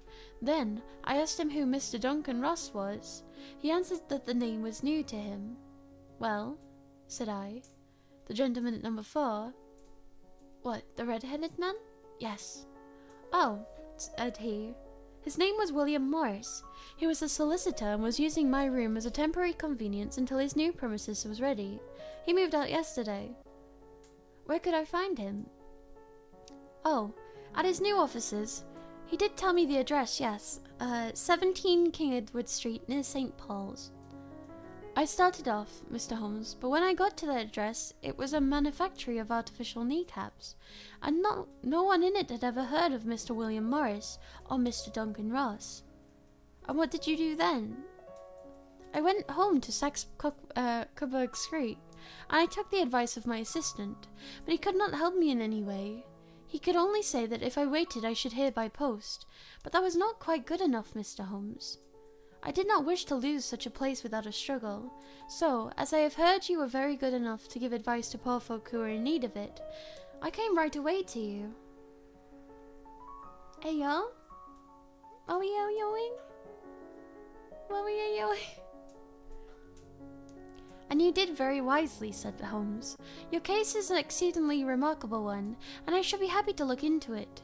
From what you have told me, I think it is possible that the graver issue hang from it rather than might at first sight appear. Sorry, I've got an itchy nose. Itchy snuzzle. There you go. Grave enough, said Jabez Wilson. Why, I have lost £4 a week.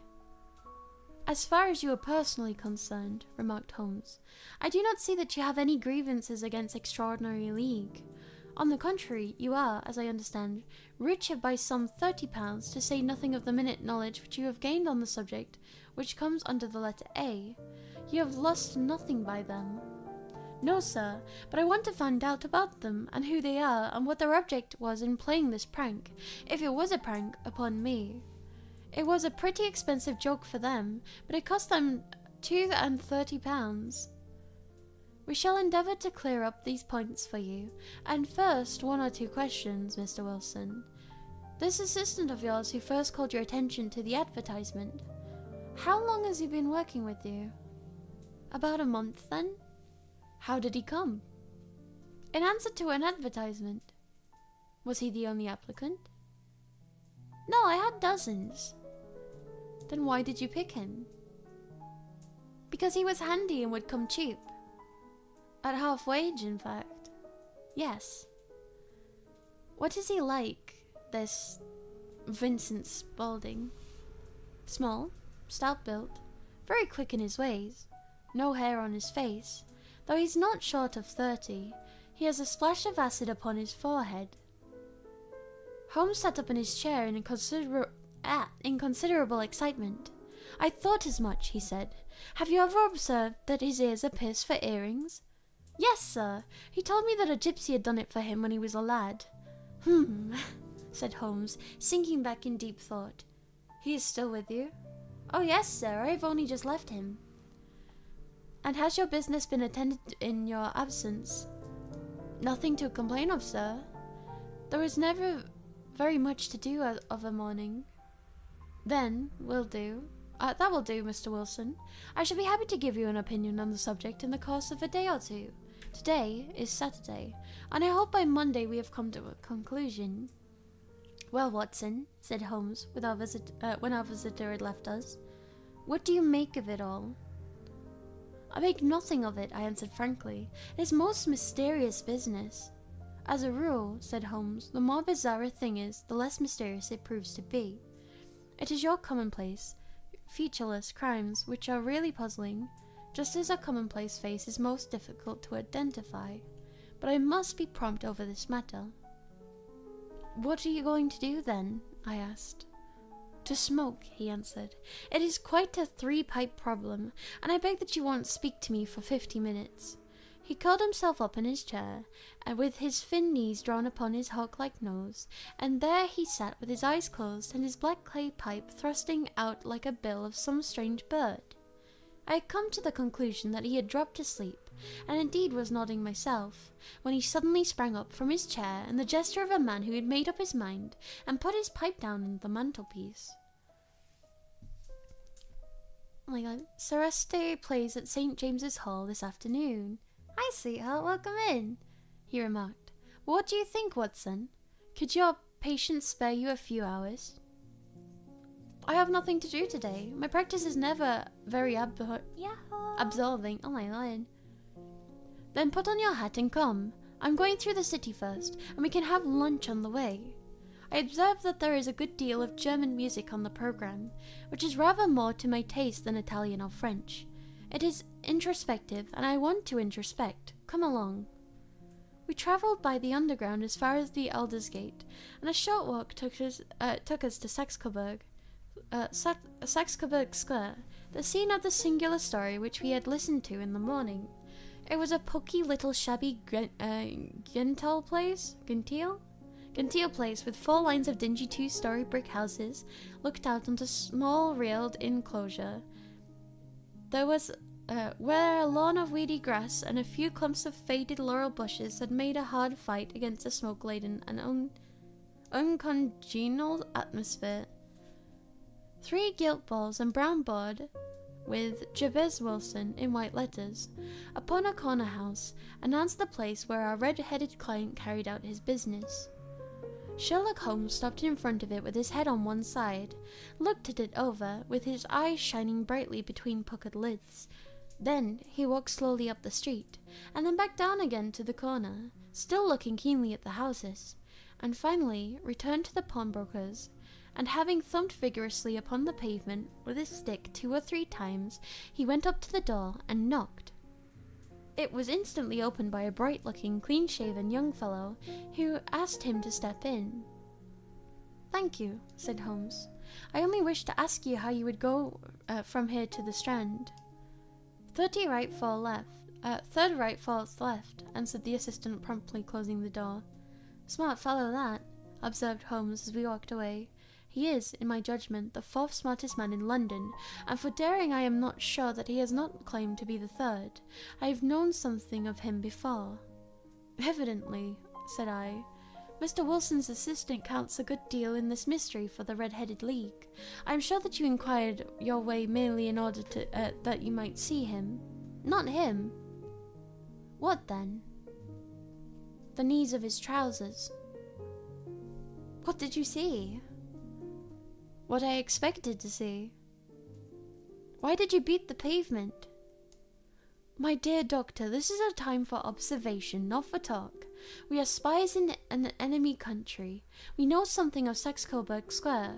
Let us now explore the parts which lie behind it. The road in which we found ourselves turned round the corner from the retired Saxe-Coburg Square presented a great contrast to its front of a picture does to the back. It was one of the main arteries which conveyed the traffic to the city, to the north and the west. The roadway was blocked by the immense stream of commerce flowing in a double tide inward and outward, whilst the footpaths were black with a hurrying swarm of pedestrians. It was difficult to realize as we looked at the line of the fine shops and stately business premises that all really abutted to the other side of the faded and stagnant square which we had just quitted. "Let me see," said Holmes, standing in the corner and glancing along the line. "I should just like to remember the order of the houses here. It is a hobby of mine to have exact knowledge of London. This is Mortimer's, the tobacconist, the little newspaper shop, the Coburg branch of the City of the Suburban Bank, the vegetarian restaurant, and the McFarlane's carriage building depot. The carriage that carries us right on the other block. And now, Doctor, we've done our work, so it is time we have some play. A sandwich and a cup of coffee, and then off to Violin Land, where all is sweetness and delicacy and harmony, and there is no other red-headed clients to vex us with their conundrums." My friend was an enthusiastic musician, being himself not only very capable performer, but a composer of no ordinary merit. All in the afternoon he sat in the stall, wrapped in the most perfect happiness, gently waving his long thin fingers in time to the music, while his gently smiling face and his languid dreamy eyes were as unlike those of Holmes the sleuth-hound, Holmes the relentless, keen-witted, ready-handed criminal agent, as it was possible to conceive. In his singular character the dual nature alternately asserted itself, and his extreme exactness to astuteness represented, and I have often thought, the reaction against the poetic and contemplative mood which was occasionally predominated in him. The swing of his nature took him from extreme languor to devouring energy, and as I knew well, he was never truly as formidable as when, for the day's end, he had been lounging in his armchair amid his improvisations of his black-letter editions. Then it was the lust of the chase would surely come upon him, and that with his brilliant reasoning power would rise to the level of intuition, until those who were unacquainted with his methods would look askance at him as on a man whose knowledge was not of that of any other mortal. When I saw him this afternoon, so enwrapped in the music at St. James's Hall, I felt that a little evil time might be coming upon us to whom he had set himself to hunt down. "You want to go home, no doubt, Doctor?" he remarked as we emerged. "Yes, it would be as well. And I have some business to do which would take some hours. This business at Coburg Square is serious." "Why serious?" "A considerable crime is in contemplation. I have every reason to believe that we shall be in time to stop it, but today, being Saturday, rather complicates matters. I shall want your help tonight." "At what time?" 10 will be early enough." "I shall be at Baker Street by 10. "Very well. And I say, Doctor, there may be some little danger, so kindly put your army revolver in your pocket." He waved his hand, turned on his heel, and disappeared in an instant among the crowds. I trust that I am not more dense than my neighbours, but I always oppressed with the sense of my own stupidity in my dealings with Sherlock Holmes.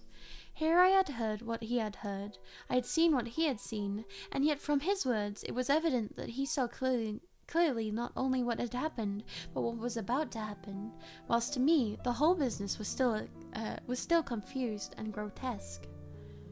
As I drove home to my house in Kensington, I thought over it all, for the extraordinary story of the red-headed copier of the encyclopedia down to the visit of the Saxe-Coburg Square, and the ominous words which he had parted from me. What was his nocturnal expedition, and why should I go armed? Where were we going, and what were we about to do? I had the hint from Holmes that the smooth-faced pawnbroker's assistant was a formidable man, a man who might play a deep game.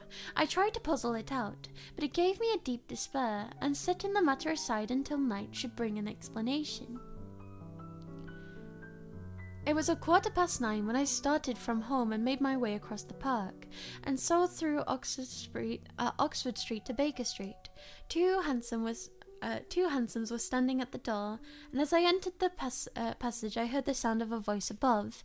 On entering the room, I found Holmes in animated conversation with two men, one of whom I recognized as Peter Jones, the official police agent, while the other was a long, thin, sad-faced man with a very shiny hat and oppressively respectable frock coat. "Ha! Our party is complete," said Holmes, buttoning up his pea jacket and taking his heavy hunting crop from the rack. "Watson, I think you know Mr. Jones of Scotland Yard. Let me introduce you to Mr. Merryweather, who was to be our companion in tonight's adventure." Oh my gosh, I'm so sorry. "We're hunting in couples again, Doctor, you see," said Jones in his consequential way. "Our friend here is a wonderful man for starting a chase. All he wants is an old dog to help him do the running down." "And I hope a wild goose may not prove the end of our chase," observed Mr. Merryweather gloomily. "You may place considerable confidence in Mr. Holmes, sir," said the police agent loftily. "He has his own little methods, which are, if you won't mind me saying so, just a little too theoretical and fantastic, that he has the makings of a detective in him. It is not too much to say that once or twice, in that business of Salto murder and the Agra treasure, he has been more nearly correct than any other official source." "Oh, if you say so, Mr. Jones, it is all right," said the stranger with defence. "Still, I confess that I miss my rubber. It is the first Saturday night for 27 years that I have not had my rubber." "I think you'll find," said Sherlock Holmes, "that you will play for a higher stake tonight than you have ever done yet, and that the play will be more exciting for you, Mr. Merryweather. The stake will be some £30,000, and for you, Jones, it will be the man upon which you wish to lay your hands upon." "John Clay, the murderer, thief, smasher, and forger. He's a young man, Mr. Merryweather, but he is at the head of his profession, and I would rather have my bracelets on him than any other criminal in London. He is a remarkable man, is young John Clay.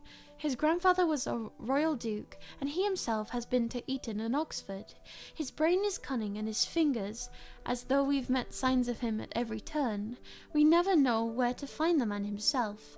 He'll crack a crib in Scotland one week, and be raising money to build an orphanage in Cornwall the next. I've been on his track for years, and never set eyes upon him yet. I hope that I may have the pleasure of introducing you tonight. I've had one or two little turns also with Mr. John Clay, and I agree with you that he is on the head of his profession. It is past 10, however, and quite time that we started. If you two will take the first hansom, Watson and I will follow in the second." Sherlock Holmes was not very communicative during the long drive, and lay back in the cab humming tunes which he had heard this afternoon. We rattled through the endless labyrinth of gas-lit streets until we emerged into Farrington Street. "We are close there now," my friend remarked. "This fellow Merryweather is a bank director, and personally interested in the matter. I thought it is well to have Jones with us also. He is not a bad fellow, though an absolute imbecile in his profession. He has one positive virtue. He is as brave as a bulldog, and as tenacious as a lobster. And if he gets a claw, he is tenacious as a lobster if he gets his claws upon anyone. Here we are, and there they are waiting for us." We had reached the same crowded thoroughfare in which we had found ourselves in this morning. Our cabs were dismissed, and followed by the guidance of Mr. Merryweather, we passed down a narrow passage through the side door, which he opened for us. Within there was a small corridor, which ended in a very massive iron gate. This also was opened, and led down a flight of winding stone steps, which terminated at another formidable gate. Mr. Merriweather stopped us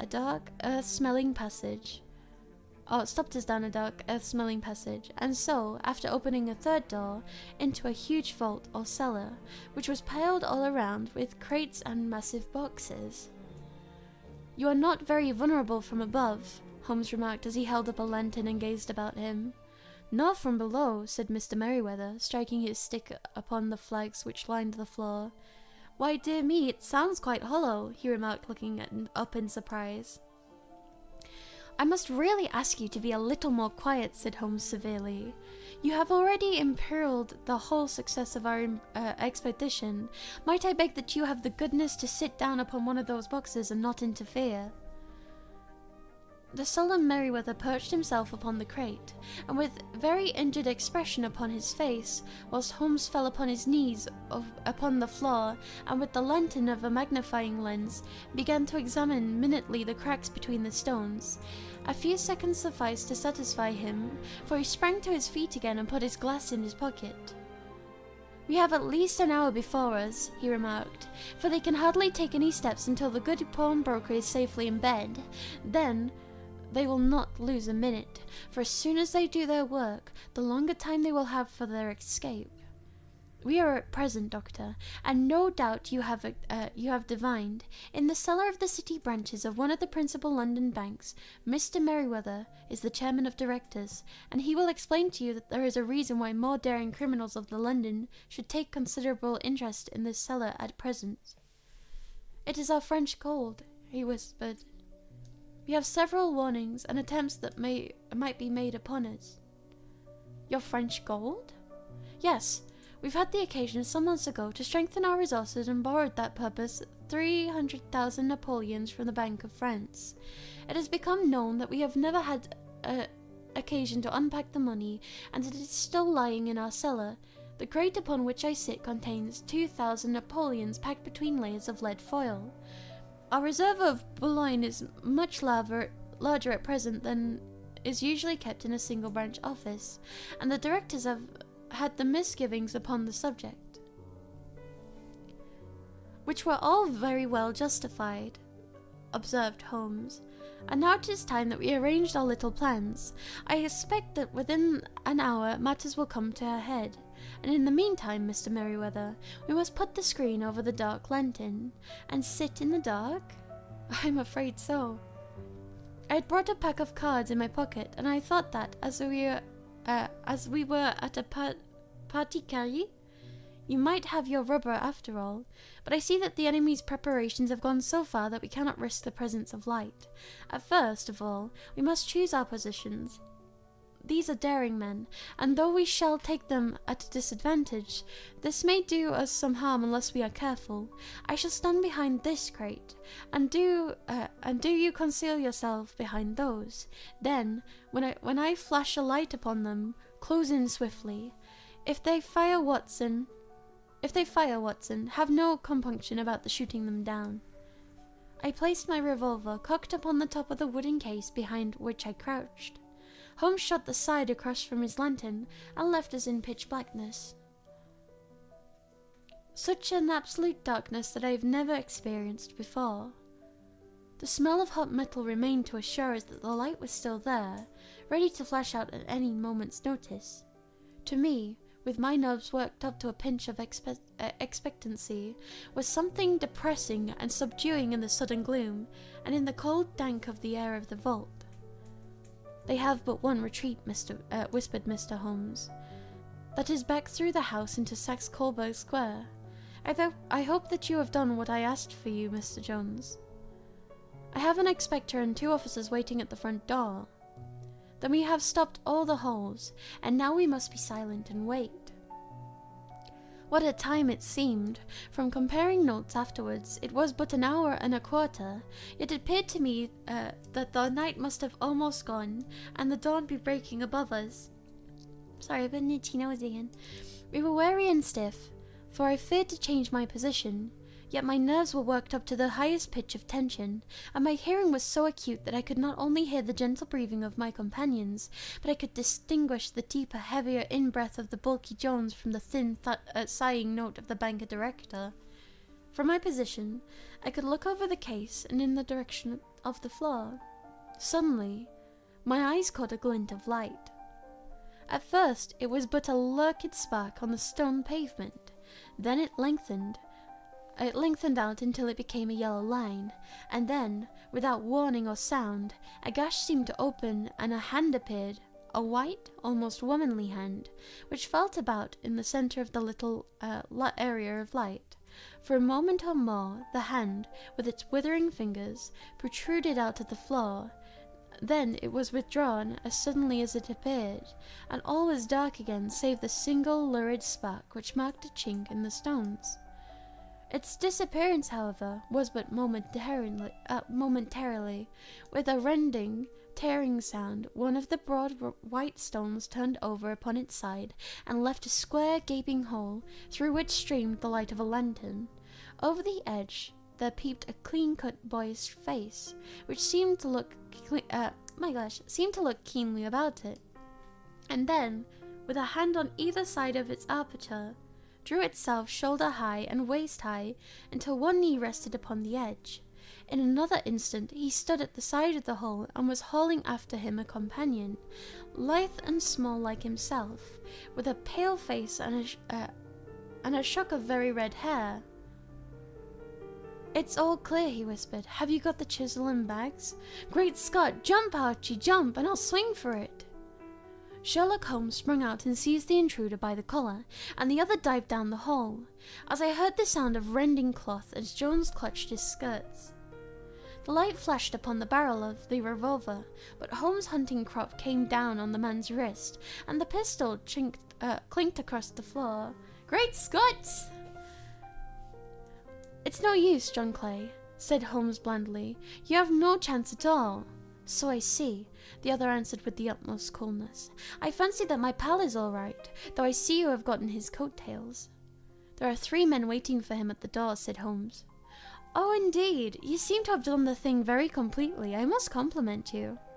"And I you," Holmes answered. "Your red-headed idea was very new and effective." "You'll see your pal again presently," said Jones.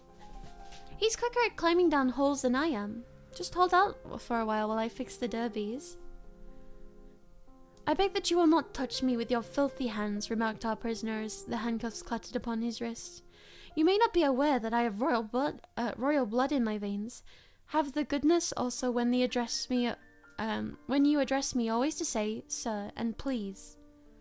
"All right," Jones said with a stare and a snigger. "Well, would you please, sir, march up the stairs where we can grab a cab and carry your highness to the police station?" "That is better," said John Clay serenely. He made a sweeping bow to the 3 of us and walked off quietly in the custody of the detective. "Really, Mr. Holmes," said Mr. Merriweather as we followed him from the cellar, "I don't know how the bank can thank you or repay you. There is no doubt that you have detected and defeated in the most complete manner of the most determined attempt at bank robbery that have ever come within my experience." "I've had 1 or 2 little scores of my own to settle with Mr. John Clay," said Mr. Holmes. "I have been at some small expense over this matter, which I shall expect the bank to refund, but beyond that I am amply repaid by having an experience which in many ways is unique, and by hearing the very remarkable narrative of the Red-Headed League. You see, Watson," he explained in the early hours of this morning when we sat over the glass of whiskey soda in Baker Street, "it was perfectly obvious from the first that the only possible object of this rather fantastic business of the advertisement of the League and the copying of the encyclopedia must be to get this not over-bright pawnbroker out of the way for a number of hours every day. It was a curious way of managing it, but really it would be difficult to suggest a better. The method was no doubt suggested to Clay's ingenious mind by the colour of his accomplice's hair. The £4 a week was a law which must draw him, and what was it to them, who were playing for thousands? They put the advertisement, one rogue has the temporary office, and the other rogue entices the man to apply for it. Together they managed to secure his absence every morning in the week. For the time that I have heard the assistant having come half wages, it was obvious to me that he had some strong motive for securing the situation. But how could you guess what the motive was? Had there been women in the house, I should have suspected a mere vulgar intrigue. That, however, was out of question. The man's business was a small one, and there was nothing in his house which could account for such an elaborate preparations and such an expenditure as they were at. It must be something out of the house. What could it be? I thought of the assistant's fondness for photography, and his trick of vanishing in the cellar. The cellar? That was the end of the tangled clue. Then I made inquiries as to this mysterious assistant, and found I had to deal with one of the coolest and most daring criminals in London. He was doing something in the cellar, something which took many hours a day for months on end. What could it be once more? I could think of nothing save he was running a tunnel to some other building. So far, I had got when we went to visit the scene of action. I surprised you by beating up the pavement with my stick. I was ascertaining whether the cellar stretched out from out in front or behind. It was not in front. Then I rang the bell, as I hoped the assistant answered it. We have had some skirmishes, but we've never set eyes upon each other before. I'd hardly looked at his face. His knees were what I wished to see. You must yourself have remarked how worn, wrinkled, stained we were. They spoke of the hours of burrowing. The only remaining point was what they were burrowing for. I walked around the corner, saw the city and the suburban bank abutted to our friend's premises, and felt that I have solved my problem. When you drove home after the concert, I called upon Scotland Yard and upon chairman of the bank of directors. When the results came, with the results that you have seen. And how could you tell that they would make the attempt tonight? I asked. Well, when they closed their league offices, that was a sign that they cared no longer about Mr. Jabez Wilson's presence. In other words, that they have completed their tunnel. But it was essential that they would use it soon, as it might be discovered, or the bullion might be removed. Sorry, itchy nose again. Saturday would suit them better than any other day, as it would give them 2 days for their escape. For all these reasons, I expected them to come tonight. You reasoned it out so beautifully, I exclaimed in unfeigned admiration. It is so long a chain, and yet every link is so true. It saved me from ennui? He answered, yawning. Alas, I already feel it enclosing upon me. My life is spent in one long effort to escape from the commonplaces of existence. These little problems help me to do so. And you are a benefactor of the race, said I. He shrugged his shoulders. Well, perhaps, after all, it is some little use, he remarked. L'homme est rien. I can't read this, where's Jack? L'oeuvre est tout. As Gustave Flaubert wrote to George Sand. And that's the end of that story. We have a few more stories left, but we are gonna end it today. Just because I can already tell my throat is starting to die just a smidgen. So we will be picking this up again. I don't know if you guys want to pick it up again tomorrow. Random France. Yes, Random Français. We have a French mod, but I think he's busy today. So, yeah. We can either pick this up again tomorrow, or we can continue tomorrow with some more Resident Evil playthrough. It is completely up to you guys. Please let me know either via chat or via Discord. Yeah. Thank you for the reading stream. Thank you for coming, sweetheart. I appreciate you. Thank you.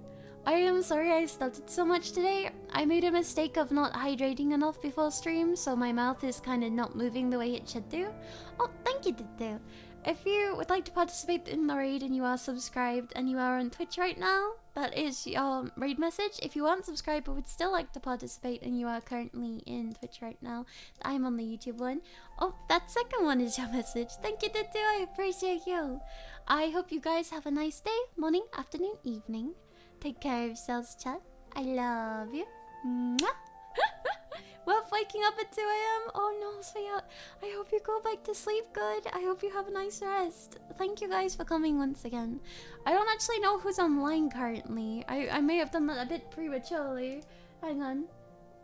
I have to hang on, I have to see who's online. Oh no.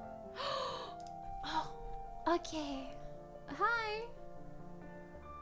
Oh no. I was gonna read Sybil and Sybil's just gone offline. Sybil's just gone offline. Come back. No. Oh, curses. That was my sibling. No. Oh, hang on. I know who else is online. We have someone. We have someone. Bye, I think. Bye. Have a nice day. Hang on, bear with me. I'm so sorry to the poor people of YouTube that are seeing me struggle. Himetoki. We read Himetoki. We like Himetoki. Okay. Thank you very much once again, everyone. Thank you for coming. I really appreciate you. Goodbye.